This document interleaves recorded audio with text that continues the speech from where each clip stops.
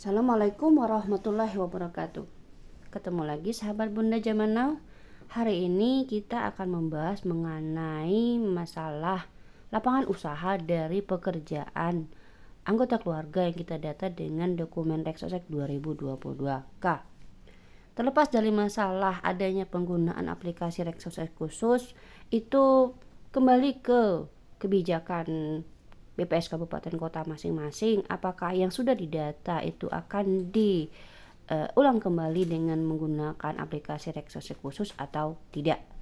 Nah, mengingat tadi malam sudah dilaksanakan yang namanya malam Reksosek, maka pada kesempatan kali ini juga diberitahukan bahwa semua yang kita data adalah seluruh penduduk Indonesia, baik dia punya rumah maupun yang tidak punya rumah.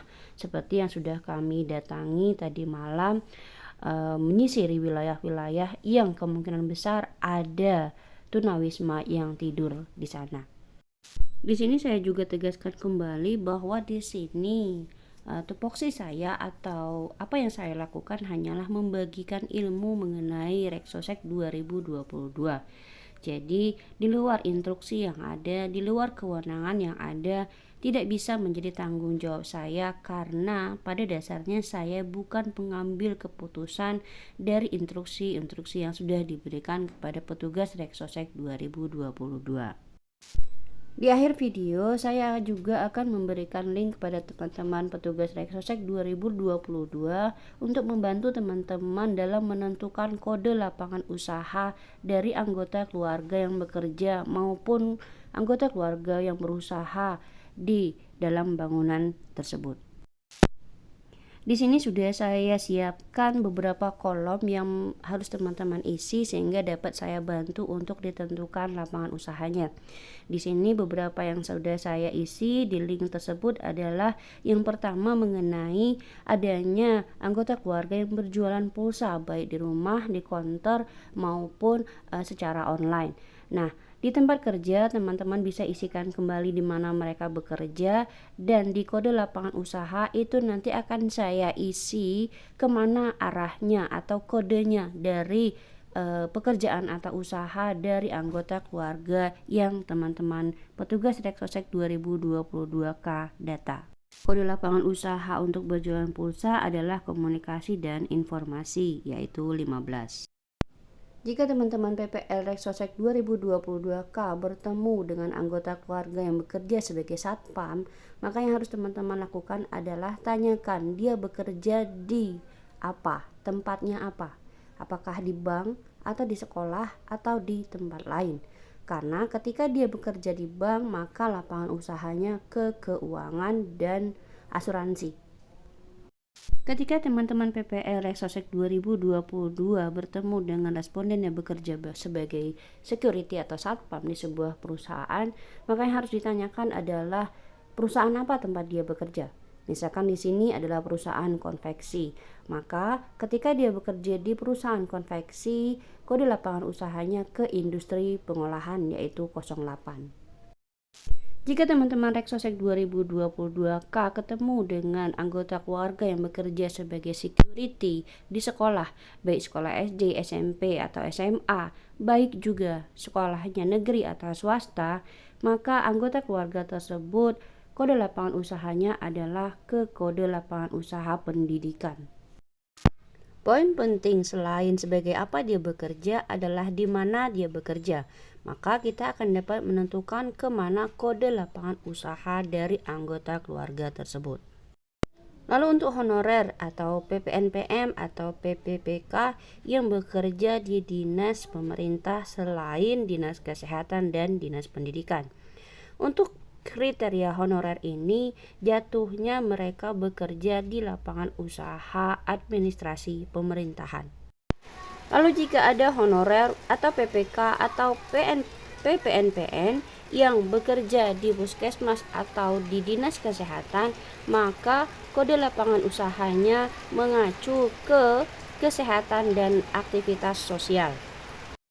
Kemudian untuk kepala desa atau staf yang ada di desa. Untuk kepala desa dan staf yang ada di desa ini tempat bekerjanya biasanya adalah di kantor desa.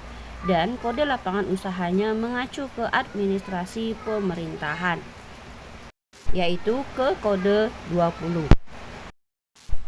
Di sisi lain akan ditemui anggota keluarga dari responden Reksosek 2022K yang bekerja sebagai kuli atau kenek bangunan. Kuli bangunan atau kenek bangunan, baik dia sebagai mandor atau sebagai tukangnya langsung dan membuat seperti rumah, jalan, atau gedung, maka kode lapangan usahanya sama semua. Karena untuk tipe pekerjaan seperti ini mengacu ke kode lapangan usaha konstruksi. Konstruksi yang dicakup dalam kegiatan-kegiatan BPS adalah kegiatan yang mencakup pembangunan infrastruktur seperti pembangunan rumah, jalan atau jembatan atau gedung. Nah, yang kemudian akan dipisah lagi menjadi konstruksi khusus dan konstruksi sipil. Namun di Reksosek ini kita cukup menulisnya dengan konstruksi saja. Sementara di dokumen Reksosek 2022K ketika ketemu dengan petani jagung, ubi jalar, ubi kayu, dan padi, maka kode lapangan usahanya langsung mengacu ke pertanian tanaman dan palawija. Sementara ketika teman-teman PPR Reksosek 2002K ketemu dengan responden yang berusaha atau menanam cabai, sayur-sayuran, tomat, wortel, sawi, buncis, kubis, dan lain-lain, maka kode lapangan usaha dari anggota keluarga dalam bangunan tersebut adalah ke hortikultura. Yang perlu teman-teman PPR Reksosek 2022 ingat adalah bahwa jenis hortikultura ini sangat banyak sekali, sehingga ketika dia menyebutkannya sayuran, maka sudah kemungkinan besar mengacu ke hortikultura. Lalu ketika teman-teman PPR Reksosek 2022K bertemu dengan responden yang berusaha atau mengusahakan tanaman seperti karet, sawit, cengkeh, kopi, kakao, dan lain-lain, maka sektor lapangan usaha dari anggota keluarga tersebut adalah ke sektor perkebunan. Untuk penjual makanan seperti bakso, yang perlu teman-teman lihat adalah apakah penjual makanan tersebut menyediakan meja dan kursi untuk makan di tempat. Meja dan kursi untuk makan di tempat.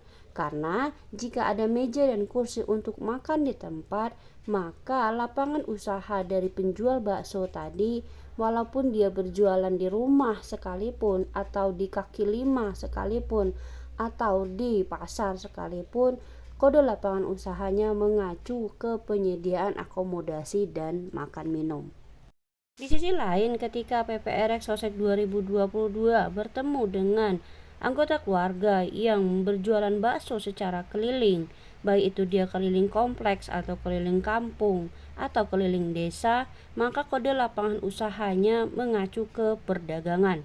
Kenapa? Karena untuk penjual bakso keliling biasanya atau kemungkinan besar tidak menyediakan meja dan kursi untuk makan di tempat.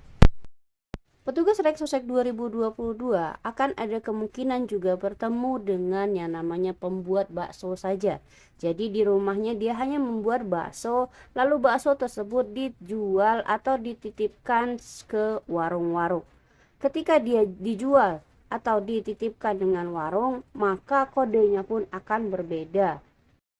Ketika si pembuat bakso menjual baksonya dengan dititipkan ke warung, maka kode lapangan usahanya mengacu ke industri pengolahan. Namun, ketika penjual bakso tadi menjual sendiri baksonya ke pasar, maka kode lapangan usahanya mengacu ke perdagangan. Teman-teman PPR Reksosek 2022 juga akan bertemu dengan kondisi di mana responden berjualan es, dan berjualan es ini tidak menyediakan tempat untuk minum, sehingga kita membungkusnya dan membawa pulang. Nah, untuk kondisi penjual es yang seperti ini, maka kode lapangan usahanya mengacu ke kode lapangan usaha perdagangan. Lalu untuk responden Reksosek 2022K yang bekerja sehari-harinya membuat kursi, lemari, atau meja, maka untuk responden seperti ini artinya dia mengerjakan segala sesuatunya itu bisa di dalam rumah atau di suatu bangunan khusus. Tipikal responden seperti ini, kode lapangan usahanya mengacu ke industri pengolahan. Jika ada responden Reksosek 2022 yang membuat kursi, meja, lemari, dan sebagainya tadi, maka juga akan ditemukan responden yang hanya menjual saja lemari, perabot, kursi, dan lain-lain.